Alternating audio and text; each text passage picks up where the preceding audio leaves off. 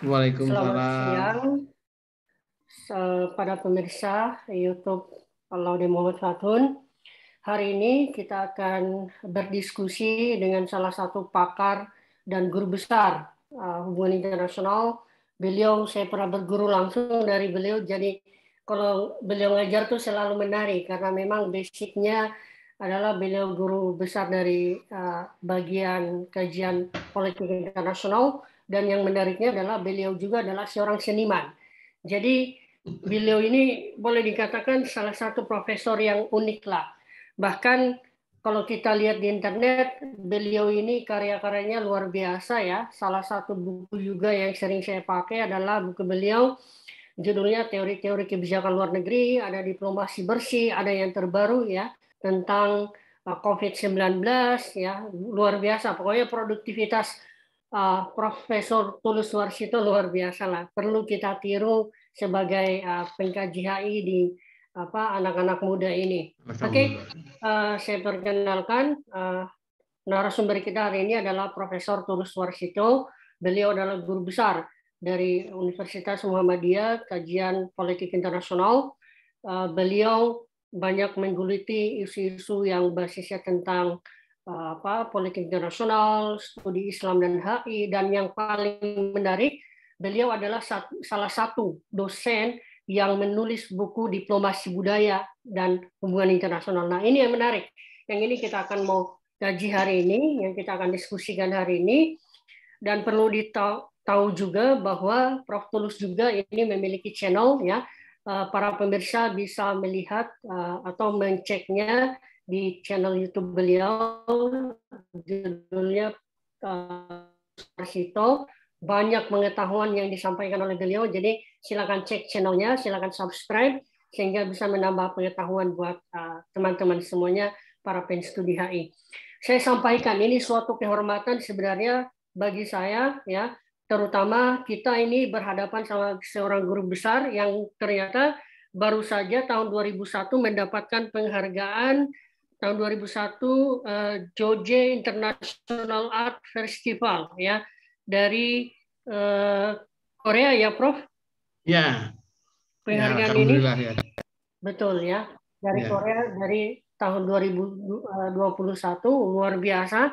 Ini suatu hal yang membanggakan secara institusional dan tentunya membanggakan juga buat kajian hubungan internasional, khususnya Indonesia, yang menyatakan bahwa Indonesia itu budayanya banyak dan harusnya memang budaya ini menjadi instrumen diplomasi bagi Indonesia. Baik, Prof. Nah, ya. ini kan kalangan mahasiswa, Prof, sering menanyakan terkait budaya ini selalu menjadi bagian dari instrumen diplomasi. Nah, Prof. Tulus ini kan pernah menulis tentang diplomasi budaya seperti itu. Nah, Prof, kira-kira bisa nggak dijelaskan nih bagaimana perkembangan diplomasi ya saat ini di era kontemporer? Monggo, Prof. Ya, begini ya, kita kan harus menegaskan dulu yang dimaksudkan dengan perkembangan diplomasi kontemporer ini secara umum di mana-mana atau yang dilakukan Indonesia kan gitu.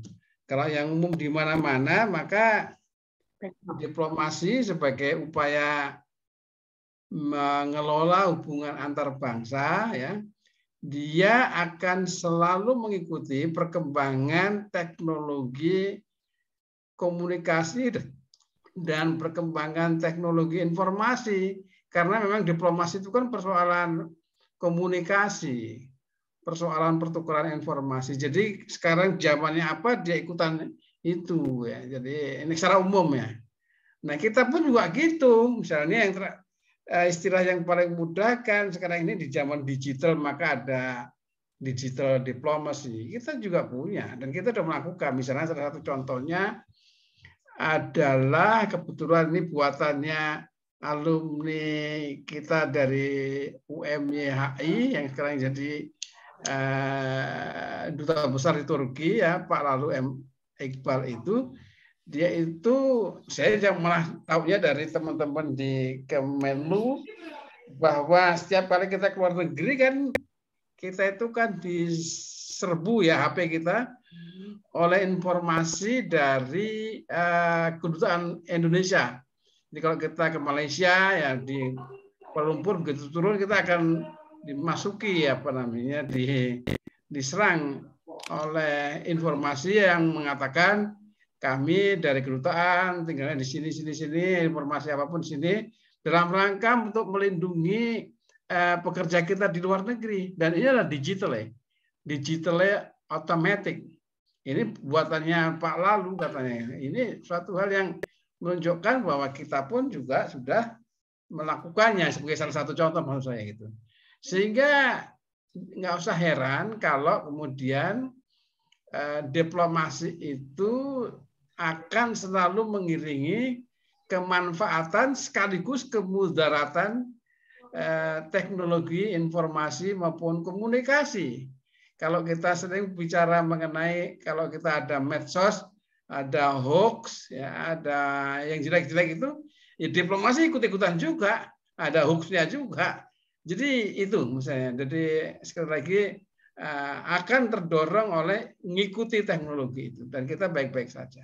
Saya rasa itu, Mas Fatul. Baik, Prof. Baik. Kan Indonesia kaya akan budaya ya, Prof. Sehingga budaya ini menjadi salah satu instrumen diplomasi Indonesia. Nah, menurut Prof sendiri, kira-kira apa sih itu diplomasi budaya, Prof? Yang menurut pengalaman Prof ya, dan berdasarkan buku yang Prof tulis. Kita harus menegaskan juga ini definisi diplomasi kebudayaan. Diplomasi budaya itu ada 3 model lah ya, 3 pengertian. Yang pertama adalah diplomasi yang menggunakan kebudayaan sebagai alat. Jadi kebudayaan dalam hal diplomasi ini sebagai alat, sebagai instrumen tadi Mas Fatun menyinggungnya tadi. Nah, yang kedua adalah dia sebagai kebudayaan itu bukan alat tapi sebagai tujuan. Jadi misalnya kalau yang sebagai alat tadi misalnya kita mau ngakali misalnya konflik di Myanmar, misalnya. Terus kita menggunakan aspek-aspek kebudayaan, aspek Islam misalnya, itu adalah menggunakan kebudayaan sebagai alat. Tetapi kalau kebudayaan sebagai tujuan, misalnya dalam rangka untuk apa, misalnya salah satu contoh saja, melestarikan Borobudur, ya, kita berusaha supaya Borobudur itu tidak lagi jadi punyanya Indonesia saja, tapi sebagai punyanya dunia, misalnya itu kan. Lalu itu adalah sebagai tujuan. Jadi tujuannya diplomasi itu untuk satu keperluan budaya, yaitu pelestarian Borobudur. Nah, yang ketiga adalah dua-duanya. Dia sebagai apa namanya, instrumen sekaligus tujuan gitu. Misalnya suatu ketika kita pernah berupaya mengusulkan supaya batik kita itu menjadi apa namanya, warisan budaya tak benda dunia. Itu kan tujuan. Tapi caranya kita menunjukkan beberapa set narasi gitu, bahwa kita punya sesuatu yang bagus. Jadi alatnya kebudayaan juga. Yaitu dalam konteks kasus batik sebagai warisan budaya yang tangible ini adalah mempromosikan ada satu perangkat atau sejumlah gitu ya, sejumlah kain batik yang kita nampakkan sebagai batik Indonesia, yang sebenarnya adalah batik Solo atau Jogja. Nah, batik Indonesia itu bukan batiknya tekstilnya, melainkan desainnya itu di Indonesia itu sudah tapi batik yang kain loh ya, yang untuk jari itu kalau perempuan itu, kalau di Indonesia atau di Jawa khususnya, lebih khusus lagi di Solo dan Jogja, itu menggambarkan perhatian masyarakat Jawa atau masyarakat manusia gitu terhadap proses sirkulasi kehidupan. Kalau misalnya mau jadi pengantin, pakai ini saja. Jadi motifnya ini. Kalau sudah jadi pengantin kan lalu apa namanya, malam pertama pakai ini. Gitu. Terus lalu 7 bulanin pakai ini. Nanti kalau melahirkan bayinya pakai ini.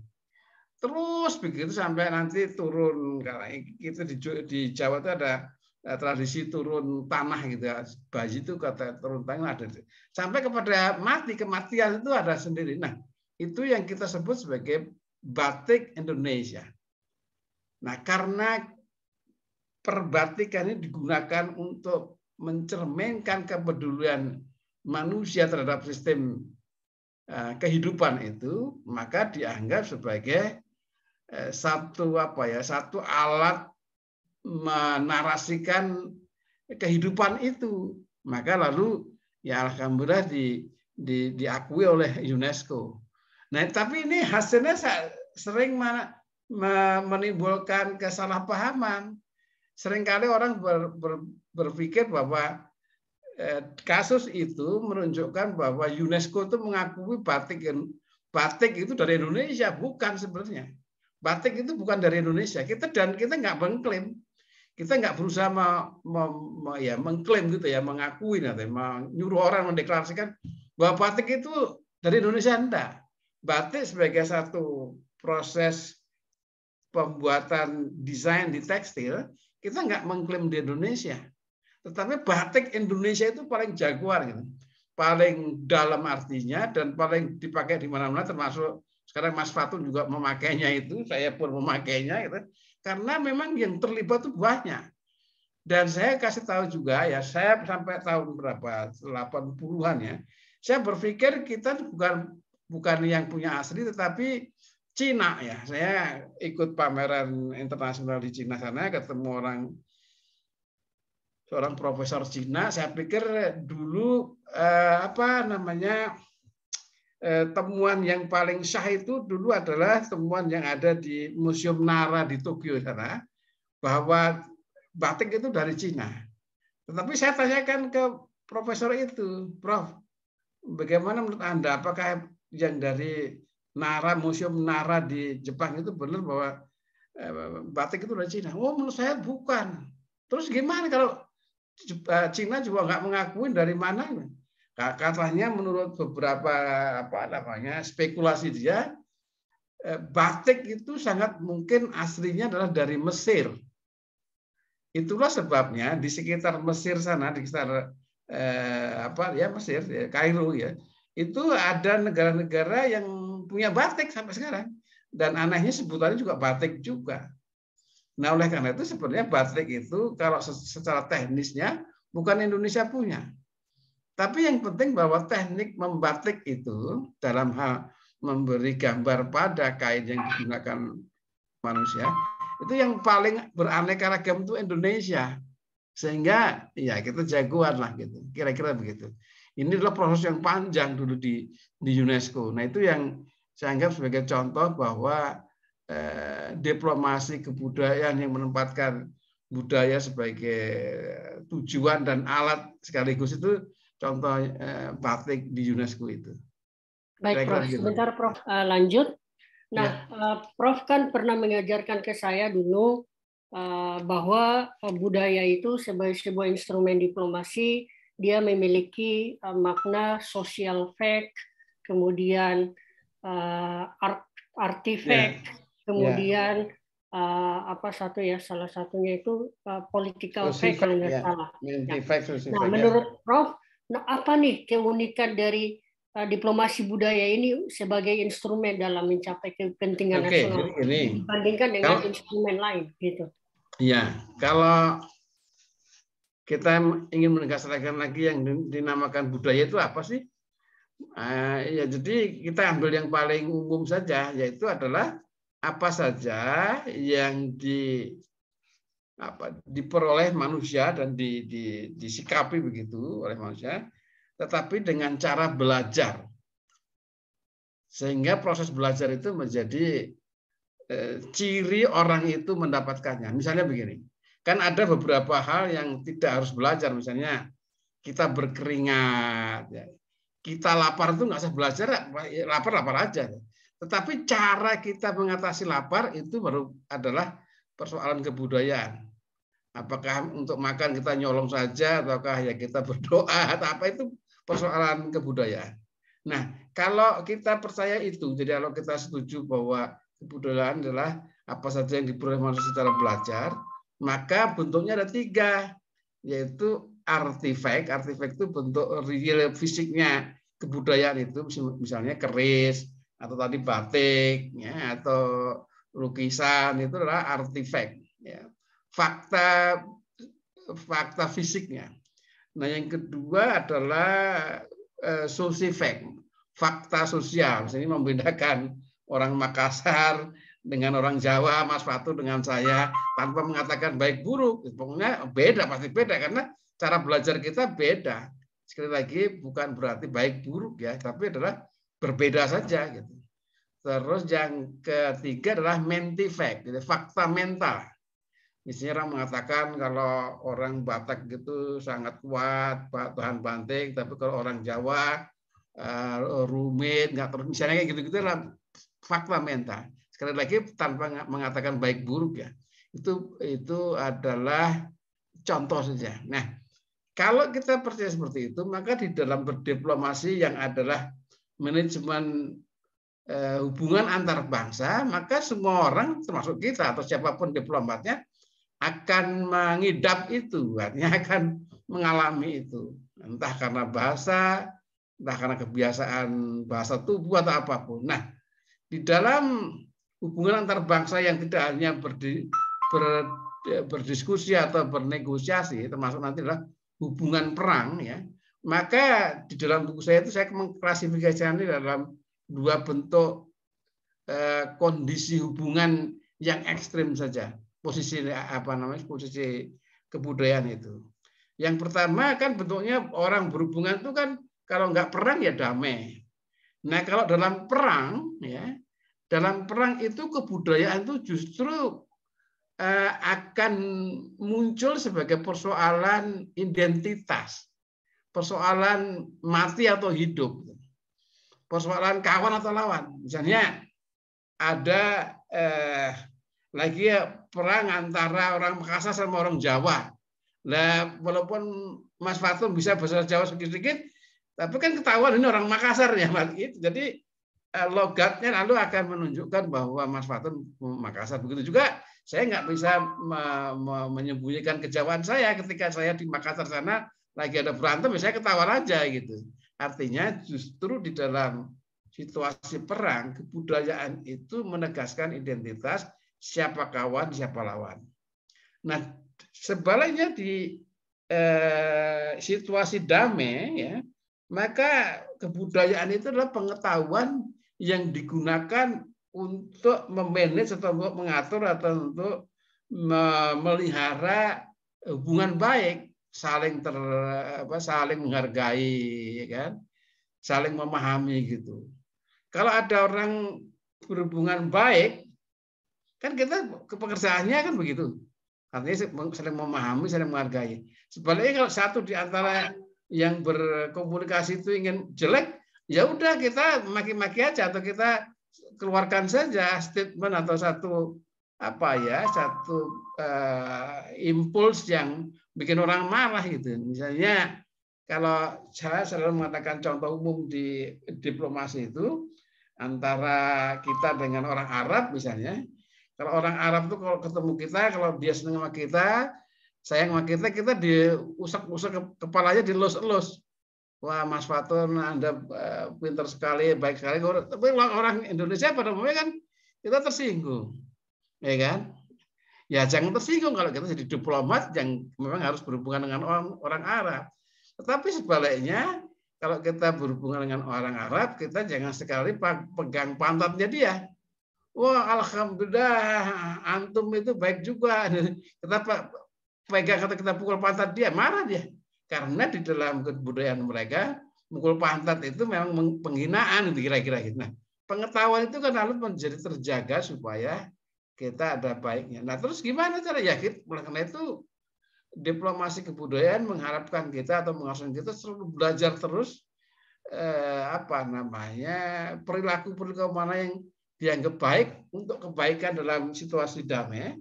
Sebaliknya jika untuk memicu atau memprovokasi kemarahan, kita harus belajar juga Itulah sebabnya sekarang saya kasih contoh dalam diplomasi itu, gambar yang paling populer itu kan kalau di Indonesia malah sama Amerika, kita ambil bendera Amerika, kita bakar.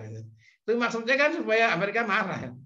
Kalau sebaliknya kalau kita nggak pengen membuat Amerika marah, ya jangan bakar-bakar bendera dia. Begitu juga kita juga gitu. Ada orang tiba-tiba di depan kita bakar merah putih, kita marah lah kita, kan gitu. Itu seperti itu, artinya sekali lagi manfaat atau cara menggunakan kebudayaan sebagai instrumen itu sangat tergantung dari kondisi dan situasi dan orangnya. Sementara kebudayaan itu sendiri ya sebagai artefak, mentifact maupun apa namanya sosifact, dia netral dia. Dia bisa digunakan untuk apa saja ya, termasuk keris misalnya. Keris itu kan artefak gitu, artinya benda budaya yang dia nggak bisa ngapa-ngapain ya. Menjadi bisa ngapa-ngapain kalau digunakan orangnya. Kita gunakan untuk membunuh ya, kita. Nah, jadi sebagai instrumen kebudayaan itu netral. Nah, menjadi bermanfaat atau tidak bermanfaat tergantung situasinya maupun subjek yang menggunakannya. Gitu. Nah, karena itu ya belajar memanfaatkan diplomasi kebudayaan menuntut kita untuk selalu mempelajari bagaimana memahami orang, bagaimana menghormati orang, sekaligus bagaimana membuat orang marah atau maki-maki orang gitu kan. Nah, tetapi kita sekali lagi tergantung dari situasinya. Saya rasa itu, Mas. Baik, Prof.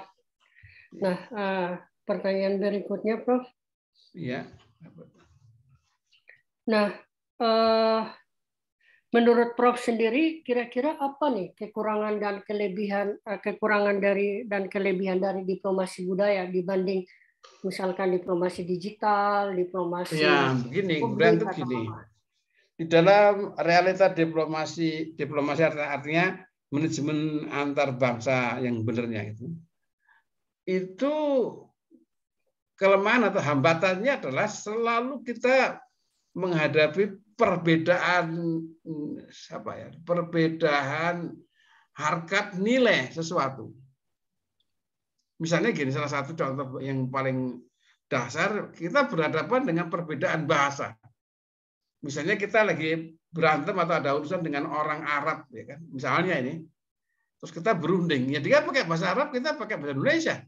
Memang ada bahasa Inggris, tapi kan bahasa Inggris itu kan sebagai bagian dari alat bantu saja. Aslinya kan kita masing-masing pakai bahasa kita. Atau lebih daripada sekedar bahasa real, itu adalah bahasa tubuh kita itu berbeda-beda. Sehingga apa? Sehingga kita sangat mudah terjebak pada salah paham. Ya tadi itu, orang Arab ngelus-ngelus kepala kita, berarti dia kagum sama kita marah kan gitu. Sebaliknya kita nggak sengaja tepuk pantat dia marah gitu kan. Itu. Jadi selalu berhadapan dengan atau sejumlah lah gitu ya, perbedaan bawaan antara kebudayaan satu dan kebudayaan lain. Apalagi ya kalau ya, ini realita hubungan antar bangsa yang berbasis pada Westphalia ya, hubungan antara negara miskin dan negara kaya yang lalu berkembang menjadi negara terjajah dan yang menjajah, kolonialisme nih. Itu sangat sangat bias. Misalnya kita berhubungan sekarang ini secara modern sekarang detik ini gitu dengan orang Belanda misalnya gitu. Kalau kita menganggap diri kita pernah dijajah atau dia penjajah, kan lalu hubungan kita lalu menjadi persoalan lain. Padahal sudah itu adalah cerita lama mamanya gitu. Tetapi kan cerita lama itu kan nggak bisa dibuang begitu saja. Nah, tergantung sama persoalannya kan.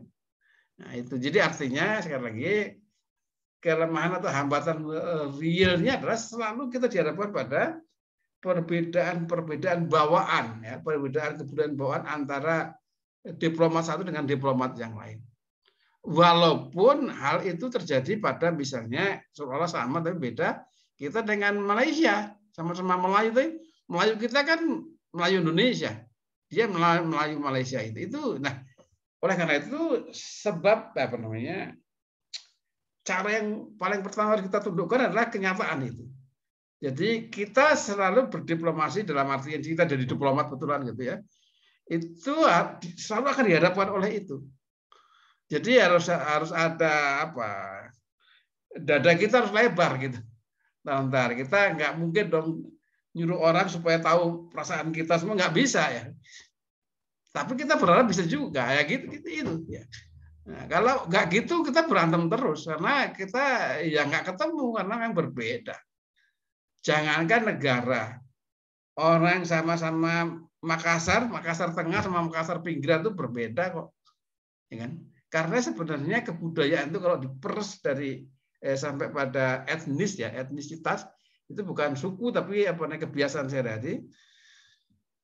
Orang yang tinggal di pesantren ya, dibandingkan dengan orang yang tinggal di sekitar pelabuhan atau terminal itu berbeda karena kesehariannya berbeda, ya kan? Biasanya kalau di dekat pelabuhan atau terminal banyak pelacuran, banyak pencuri gitu ya. Nah, kalau pesantren kan ya banyak orang soleh, belum tidak semua ya, tapi kan kok umumnya begitu. Nah, dari dua contoh etnis dalam artian orang dalam pengertiannya sehari-hari itu menunjukkan bahwa etnis tertentu atau kelompok orang tertentu dengan itu selalu mengalami perbedaan sistem nilai. Nah, apalagi orang Indonesia berurusan dengan Argentina atau dengan Amerika, pasti orang Indonesia dengan Cina, pasti akan ada benturan-benturan sistemnya rupa. Jadi gimana? Ya itu taklukkan dulu, pahami dulu. Baru nanti ya urusannya apa, urusan dagang ya hitung-hitungan dagang atau urusan apa gitu. Nggak bisa kita merasa menang sendiri. Kalau di dalam negosiasi kita harus diikuti, nggak bisa. Dalam apa nilai yang sering saya ajarkan di kelas ya, kalau kita menerjemahkan diplomasi dalam pengertian negosiasi, berunding ya, itu berunding atau diplomasi perundingan itu hanya diperbolehkan untuk orang yang memang pengen menyatukan kompromi. Siapapun yang tidak mau kompromi nggak usah berunding. Iya. Kalau kita mau datang ke perundingan, pokoknya nanti harus kita yang menang. Nggak usah berunding, ngapain? Ya kan? Apapun soalnya, apakah soal utang, apakah soal warisan, apalagi soal perbatasan di dalam realita diplomasi itu pelik sekali. Salah satu contoh saja, tolong dicatat. Kita punya persoalan dengan Malaysia dalam kasus Ambalat itu. Itu sudah lebih dari 35 tahun dan perundingannya sudah lebih dari 30 kali perundingan serius. Sampai sekarang ya belum selesai. Ya karena banyak hal yang harus disamakan gitu. Sehingga sebenarnya berdiplomasi dalam artian negosiasi itu adalah persoalan penyamaan nilai-nilai yang terkandung atau yang tertancap pada benak masing-masing dari atau pada persoalan yang ada. Kalau ini persoalan perbatasan kan gitu. Itu sulit sekali. Jangan pernah mengharap kalau jadi diplomat ini soal Ambalat. Pokoknya perundingan 2 kali aja. Kalau nggak mau ya sudah perang aja. Ya enggak. Jangan begitu. Itu namanya nggak diplomasi negosiasi, namanya mau berantem aja. Nah berantem juga kita belum tentu menang kan. Siapa yang bisa menjamin kita menang kan? Nah, itu. Jadi itu sekali lagi diplomasi kebudayaan dalam konteks ini membuat kita semakin tajam dan sensitif untuk mencoba menyamakan. Menyamakan bukan arti kalau kita hitam dia putih kita harus putih, tidak. Mempertemukan keduanya itu, mengkompromis gitu. Kira-kira begitu. Prof, ya. Ini yang barangkali yang terakhir, Prof. Ya. Kan sekarang ada di era digital, Prof. Nah, ya. Menurut Prof, kira-kira bagaimana sih memanfaatkan budaya ini sebagai instrumen diplomasi digital buat Indonesia dan bagaimana efektivitasnya, Prof? Ya, ini kebetulan begini, di digital itu kalau kita hubungkan dengan tadi manfaat sensitivitas kebudayaan itu bertolak belakang. Misalnya begini, digital di dalam politik pemerintahan yang paling umum itu kan ada sistem ada musim IIAN, IKTP, e-government, yang kira-kira adalah pelayanan birokrasi tanpa manusia, melainkan adalah itu digital automatically digital. Pada hal-hal tertentu bagus, misalnya dia nggak kompromi, ya kan, terus anti korupsi, ya. Gitu. Tetapi kemudian salah satu yang menghilang di dalam konteks hubungan kebudayaan adalah hubungan interpersonal itu nggak ada. Jadi gimana ya? Itulah lalu tidak semua hal bisa diselesaikan dengan digital diplomacy. Ya, jadi tadi Bapak saya contohkan yang dibuat itu program kita datang ada sambutan selamat datang alamat itu bagus. Tetapi kan tidak semua orang bisa ke situ. Di samping juga tidak semua hal bisa diselesaikan dengan digital. Jadi apa maksudnya? Jadi yang ingin saya katakan selalu begini. Dalam kaitannya dengan kemajuan teknologi komunikasi, itu kita harus ikut, iya pasti kita nggak mungkin nggak ikut ya. Tetapi tidak semua orang, tidak semua makhluk politik, tidak semua warga negara itu bisa mengikutinya. Maksud saya gini, jadi karena kita kan sekarang posisi kita sebagai akademisi nih, ya kan? Kita akademisi dong, kita bukan praktisi diplomat, kita bukan diplomat. Kita harus memahami selalu ada orang yang tertinggal. Selalu ada pihak yang tertinggal dalam kemajuan apapun. Dalam inilah teknologi digital. Nah, orang ini ya orang juga. Warga negara juga.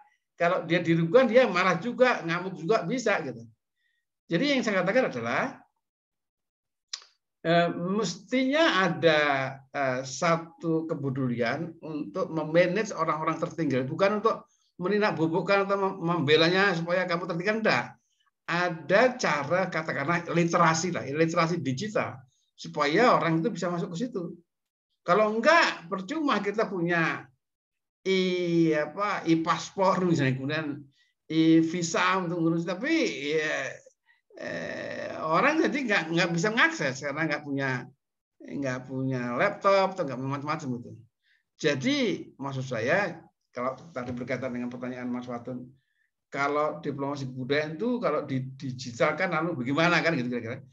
Ya lalu ada gap yang sangat fatal ya. Walaupun sebenarnya nilai-nilai kebudayaan itu bisa dititipkan di dalam media sosial yang digital itu. Tetapi juga harus dicatat bahwa digitalisasi itu sendiri merupakan satu proses kebudayaan yang lalu dia bisa menciptakan di samping manfaat juga mudaratnya. Salah satu manfaat sekarang ini kita kan zooming nih ya. Kalau nggak ada COVID, nggak ada Omikron, kita nggak mungkin dong. Mas Fatul tiba-tiba, Prof besok zooming ya, kita jadi dianggap orang pekok kita ya. Nah, karena ada itu kita zooming. Yang zooming itu bagus tentu saja. Lalu kita meningkatkan hubungan kita, manfaat wawancara itu menjadi mungkin dan menjadi seolah hidup. Tetapi dari sini juga kemudian ada hoax, ya kan? Ada provokasi tak langsung yang tabayunnya itu, cek-receknya itu sulit. Ya. Jadi kalau sesuatu itu sudah tersebarkan gitu, kita kan ajaran kita kan kalau orang Muslim kan suruh tabayun atau check and recheck. Tetapi kan itu perlu waktu dan juga perlu pengetahuan rechecknya kemana gitu kan. Nah pada kenyataannya sebelum kita ketemu nanya kepada siapa udah ketimpa lagi dengan hoax yang lain yang baru lagi.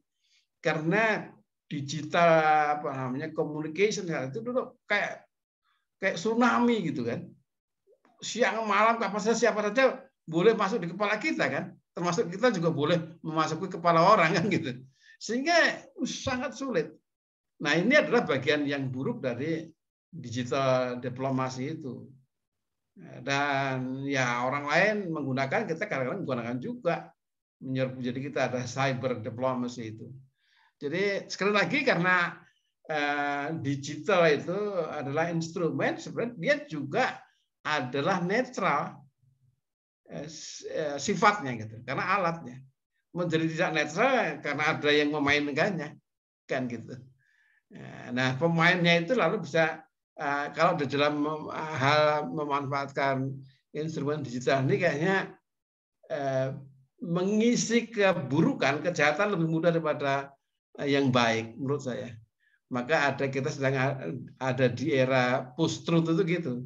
Sekolah yang berlangsung di media semuanya benar-benar ya nggak benar. Nah, untuk mengetahui benar enggaknya kita kehilangan cara. Caranya nggak gampang. Teorinya tahu kita dalam Muslim, nah dalam Islam tabayun kata. Dalam konteks yang umum adalah check and recheck. Tapi kepada siapa, kapan itu susah. Saya rasa itu, Mas. Oke. Terima kasih Prof atas Oke. waktunya. Sehat-sehat Pas-pasan selalu. ya. Oke. Semoga selalu memberi pengetahuan buat kami-kami yang masih Amin, muda amin, amin. ilmu-ilmunya. Oke. Ya. Sampai bertemu lagi di lain waktu. Oke, terima Nanti kasih. share hasil editannya. Jangan Ya. lupa like dan subscribe juga untuk channelnya Prof Tulus karena banyak Oke. pengetahuan di sana. Intinya tadi Prof menyampaikan tentang bahwa budaya itu bernilai mind fact, kemudian social fact, dan artifact. Kemudian budaya itu bisa dinilai dari bagaimana cara kita memainkannya. Dia bisa bernilai positif, dia juga bisa bernilai negatif, dia bisa bernilai seni, dia bisa menjadi tujuan dan bisa menjadi nilai keduanya. Terima kasih Profesor Tulus. Oke, sama-sama. Oke. Sampai bertemu lagi. Ya. Kita akhiri. Terima kasih. Terima Assalamualaikum. kasih. Assalamualaikum. Waalaikumsalam, Prof. Oke.